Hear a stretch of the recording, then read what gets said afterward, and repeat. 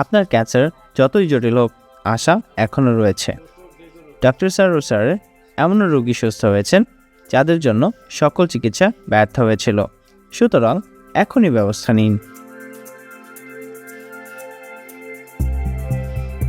বেশি টাকা খরচ নয়। ডক্টর সারোয়ার স্যারের হোমিও চিকিৎসায় কিডনি ও লিভার রোগীদের ব্যয়বহুল অপারেশন ছাড়াই সুস্থ করেছেন।